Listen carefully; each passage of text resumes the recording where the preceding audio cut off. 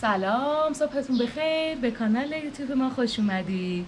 ما امروز در یک روستای خیلی خوشگلی هستیم به نام هفشجان و اینکه در یک خونه بومگردی هستیم. میخوام امروز در مورد خونه های بومگردی براتون توضیح بدم. حالا برای دوستانی که داخل ایران هستن و دوستانی که میخوان به ایران از خارج از ایران سفر کنن.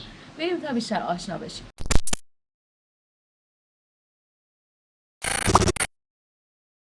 خونه های بومگردی رو تقریبا بین 5-6 ساله که راه اندازی شده و 3-4 سال اخیر خیلی خوب گرفته بود. میمادن این خونه خیلی کهنه شده یا خیلی داغون شده رو بازسازی میکردن. حالا یک مال پدر بزرگش بود، یکی از اجدادش بهش یا یکی میخرید با اون رو احیاش میکرد، زنده میکرد با همون شکل و فرم، یعنی شکل و فرمش عوض نمیشد که بخواد شکل مدرن به خودش بگیره. مثلا توی همین خونه که ما الان هستیم اسم اتاقای افرادی که توی این اتاقا زندگی میکردن رو بالاش نوشته این خونه مثلا مشمراد بوده. اون عکسش هم بالا سرش زدن کسی که توی اون اتاق زندگی میکرده و اصلا دست نخورده، یعنی همون یه کوچولو برای اینکه مدرنیته بشه و یعنی نیازش بوده، مثل بعضی جاها که به گرمایش نیاز داشته شاید تغییر کرده یا بر حسب ایراداتش حساب میشه. اگه خیلی مدرن شده باشه نباید اصولا از اون فرم سنتیش خارج بشه. خونه ها توی ایران اکثرا حوضه و حیاته و ایوونه، ولی این باز توی قسمت های مختلف ایران شکلش رو عوض میکنه. مثلا توی شمال ایران گیلان یه شکله، همون توی خود گیلان 5-6 مدل تغییر میکنه. توی جنوب ایران فرمش عوض میشه، توی سمت کردستان یه شکل داره، ولی عموما همین حوض رو ما داریم، ایوون رو داریم که در واقع دور هم جمع میشن و حرف میزنن. خانواده همیشه با هم زندگی میکردن. این هم حوض خوشگل، این اقامتگاه است. باغچه داریم که توش گل میکارن و در واقع اون سرسبزی رو قشنگی رو میارن توی خونه. و خونه های امروزی که همش آپارتمان کوچولوه، واقعا برای ما که حتی توی سفر هستی اومدن به این خونه های بومگردی لذت بخشه، چون تو واقعا دوست داری که توی محیطی باشی که قبلا آدما توش زندگی کردن، هشت و نشت داشتن، بروبیا داشتن، که خیلی شکلش با زندگی مدرن امروزی فرق کرده.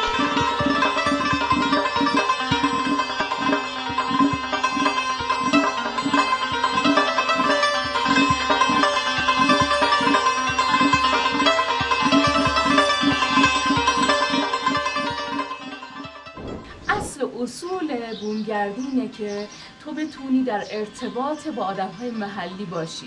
تو اگه بری هتل خب میری توی اتاقی، حالا لولش متفاوته، اما ولی خودت هستی و خودت با یه ریسپشن در نهایت ارتباط داری. و توی خونه بومگردی در بازه، چه میدونم اون خانم همسایه میاد، اون یکی نون میاره، اون یکی چای میاره و تو کاملا حس میکنی که اینجا زندگی به چه شکلی، با چه گویشی، با چه لهجه‌ای، با چه حس و حالی در جریان بوده. براتون بگم که خونه های بومگردی رو پیدا کردن کار خیلی سختی نیست. سایت های زیادی هست که میتونید توی اون سرچ کنید، مثلا در فلان استان، فلان روستا آیا خونه بومگردی وجود داره یا نداره. ما آدرس اون سایت ها رو براتون زیر این ویدیو میذاریم. خیلی راحت میتونید از طریق اون سایت ها رزرو کنید. خونه های بومگردی به نسبت اینکه چقدر از این شرایط رو رعایت کرده باشن، حالا لول تمیزی و خیلی چیزهای دیگه، سرویس هایی که میدن هم تاثیر داره، لول بندی شدن و خوب میتونید دقت کنید به اینکه درجه 3 هست، 2 هست یا 1 هستش. مطمئنا وقتی که درجه 3 رو انتخاب میکنید نباید انتظار درجه 1 رو داشته باشید یا برعکس، و به همین نسبت قیمتاشون هم بالا میره.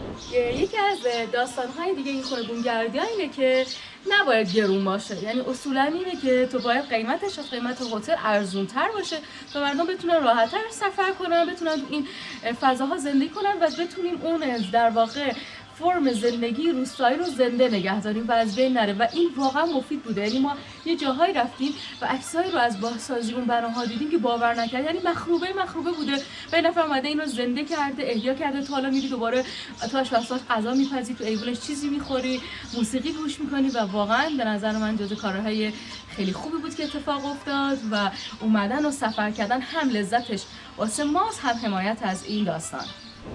این گله اسمش میمونه. ما بچه بودیم با این بازی میکردیم و اینجاش که بهش میدی دهنش باز میشه.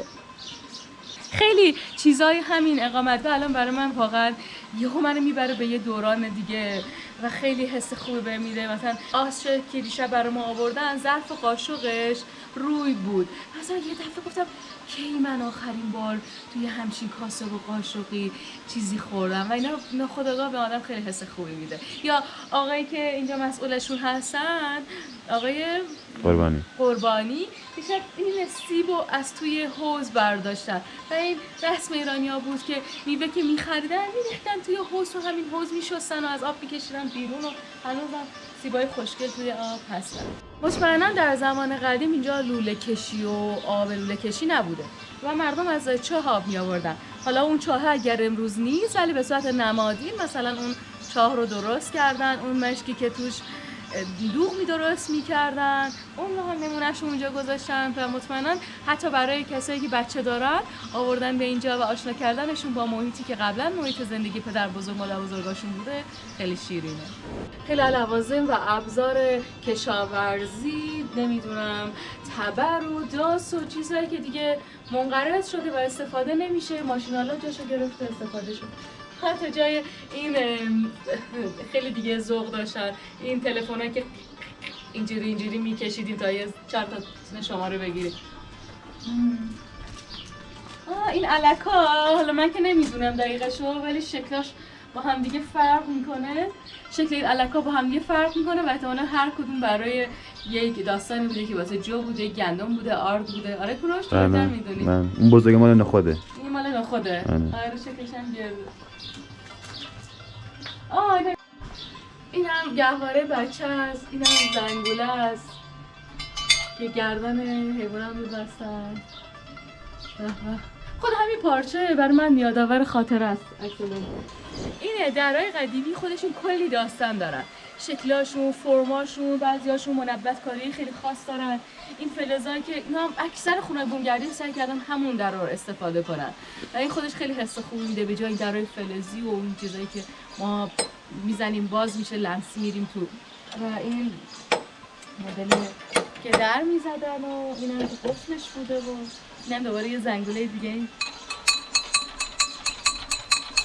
بالا داره. خیلی سعی کردم فکر کنم همه چیزایی که میتونستن از راستی توی این شهر هفت شیجان یه چیز جالب دیگه هم دارن، از این مدل سنگ تراشی ها کار میکنن. این سنگ تراشی ها سنگ‌های تراشیده شده از خیلی قدیم در ایزه روی یک سری از سنگ‌های قبرها میذاشتن، یعنی کسایی که آدم‌های مهمی بودن یا جوان بودن میرفتن این سنگ‌ها رو میذاشتن که اونجا خیلی رایجه و اینجا الان هم هنوز سنگ تراشی‌هایی هست که اینا رو میتراشه. حتی پدر آقایی که اینجا اقامتگاه داره ایشون هم در جوانیشون شغلشون و کارشون حرفه‌شون بوده که سنگ‌های گنده رو از روی کوه می‌آوردن و سنگ تراشی می‌کردن. به طرف باغ گردشگری آفرین. واقعا اینجا دارن چیز میکنن ها. به به ما امشب کم بزنیم اینجا. اتاق چیه؟ وای چه درختای قشنگی کنارن. سپیدارن نمیدونم.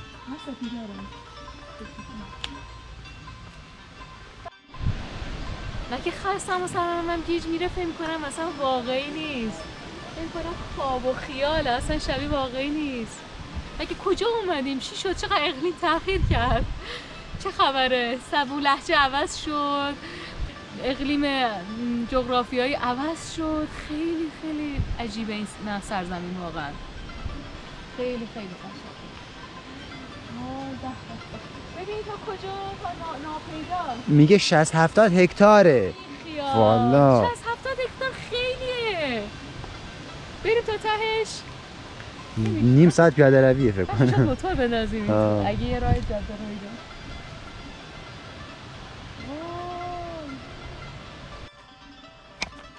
چای دوم برو. خب اون آبجوش احتمالاً زیاد داره عزیزم. ایمان دارم. به به به به. نوش. خوب درستش کردن.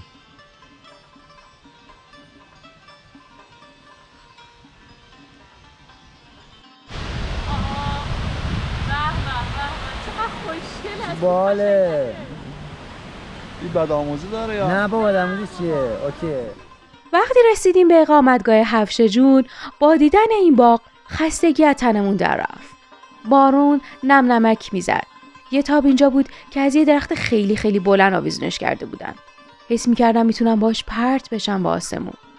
از داخل اقامتگاه صدای موسیقی با آوازهای استاد شجریان می اومد.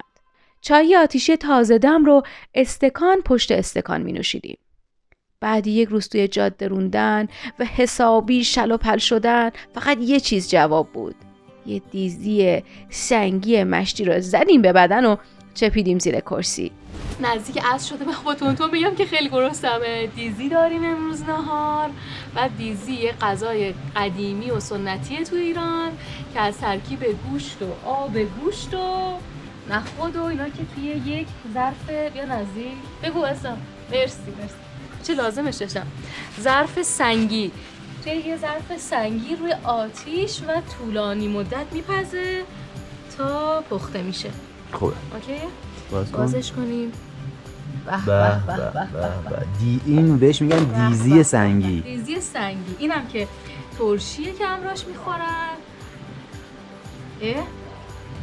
اینم که ماست محلی. دوغ. اصل ماجرا. دوغ. آی گای.